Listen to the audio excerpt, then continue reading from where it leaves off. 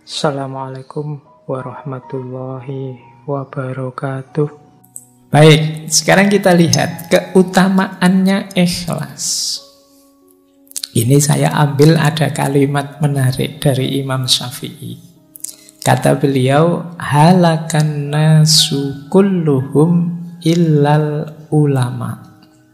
Wa halakal ulama'u kulluhum illal amili. Wa halakal amiluna kulluhum illal mukhlisin. Wal mukhlisun ala khadrin azim.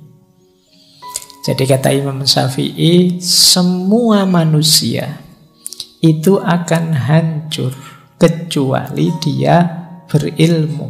Jadi kalau kita hidup tanpa ilmu, hidup kita akan hancur. Tapi orang-orang berilmu juga tetap akan hancur kecuali mereka amilun, menjalankan ilmunya.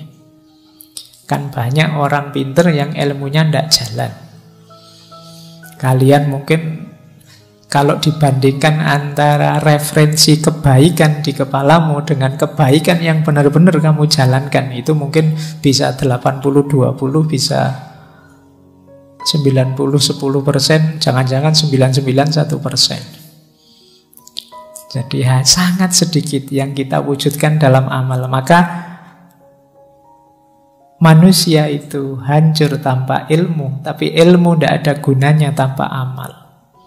Wahalakal amiluna kulluhum illal mukhlisin. Dan orang yang beramal pun pada akhirnya juga akan hancur kecuali orang-orang yang ikhlas. Berarti orang yang orientasi amalnya itu Allah saja. Kalau kita mengamalkan ilmu dengan target macam-macam yang selain ilmu, Pak, saya ingin kaya, saya ingin sukses, saya ingin jadi pejabat, saya ingin apa saja, di luar Allah, pada akhirnya juga mungkin kita kecewa, mungkin kita gagal, mungkin kita kehabisan banyak daya, energi, mungkin umur kita habis sia-sia dan lain sebagainya. Itu halakal amilun. Beda kalau kita targetnya Allah saja. Maka halakal amilun kulluhum illal mukhlisin. Kecuali orang-orang yang ikhlas. Wal mukhlisun, berarti kalau sudah ikhlas aman toh Pak? Aman. Tapi wal mukhlisun ala khadrin azim. Orang-orang ikhlas itu ya ujiannya banyak, tantangannya banyak. Dia harus hati-hati. Nanti kita lihat ada banyak sekali tantangan-tantangan orang ikhlas. Ini kalimatnya Imam Syafi'i ini sering saya sampaikan dengan logik yang saya gambar itu, bahwa manusia itu berharga karena ada rohnya, nyawanya. Tapi nyawa manusia yang hidup ini berharga ketika ada ilmunya. Ilmu ini berharga ketika ada amalnya, dan amal ini berharga ketika ada ikhlasnya.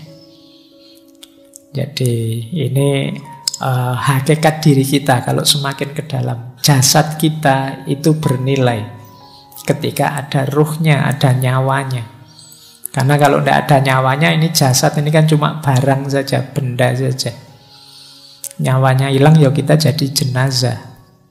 Sekian jam baunya sudah tidak enak, tidak ada gunanya, tidak ada nilainya. Maka dia berharga ketika ada nyawanya.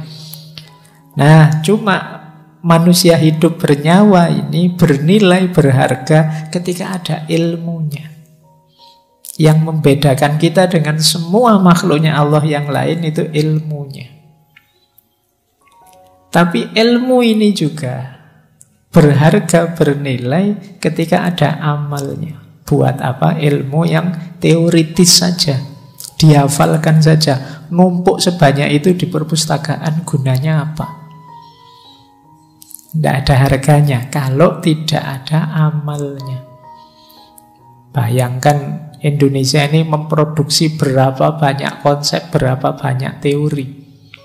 Dari kalian saja yang mahasiswa, coba dihitung. Di kampus saya UIN itu setahun 4 kali wisuda. Setiap kali wisuda 500-an orang. Berarti 2000 satu tahun. 2000 itu semuanya bikin skripsi, tesis, disertasi. Bayangkan kalau setiap skripsi, setiap tesis tadi menyumbangkan sesuatu untuk hidup kita berbangsa, bernegara, beragama.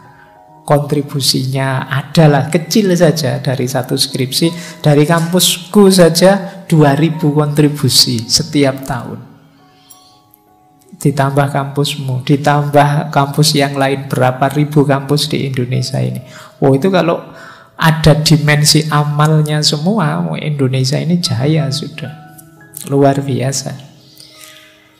Cuma ya kan kalian tahu sendiri kan pada akhirnya skripsimu itu yang numpuk di perpustakaan. Isinya juga begitu-begitu. Nanti ditiru adik kelasmu.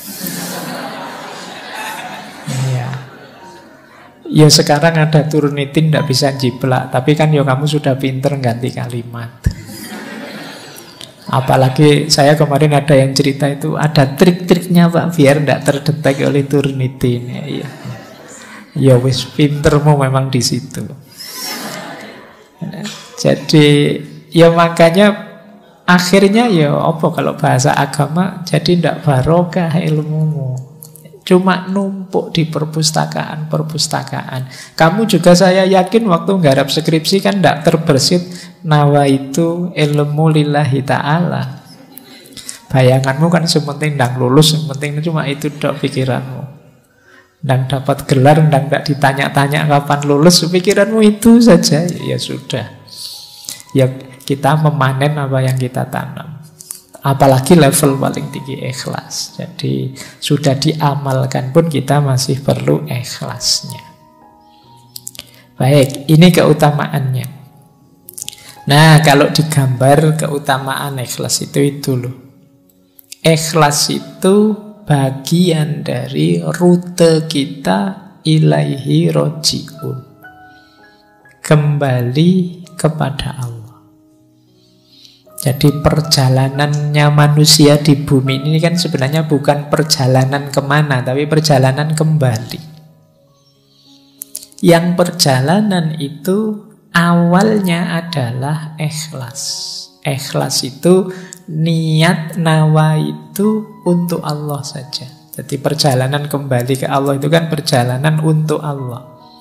Jadi titik tolaknya perjalanan hidup kita adalah niat yang ikhlas. Titik tujunya ya Allah, keridhoannya Allah. Jalannya isinya amal soleh. Jadi amal yang ikhlas menuju ridhonya Allah. Ini mode hidup ideal kalau dalam Islam.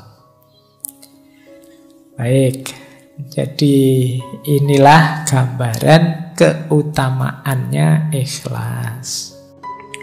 Oke, untuk malam hari ini saya cukupkan sekian dulu. Mohon maaf kalau ada yang kurang berkenan, mungkin 1-2 kekurangan apa, mohon dimaklumi. Kalau ada kekhilafan, kealpaan yang teman-teman ngerti benernya seperti apa, ya silahkan disampaikan. Kurang lebihnya mohon maaf. Wallahul muwaffiq, wallahu a'lam bissawab. Wassalamualaikum warahmatullahi wabarakatuh.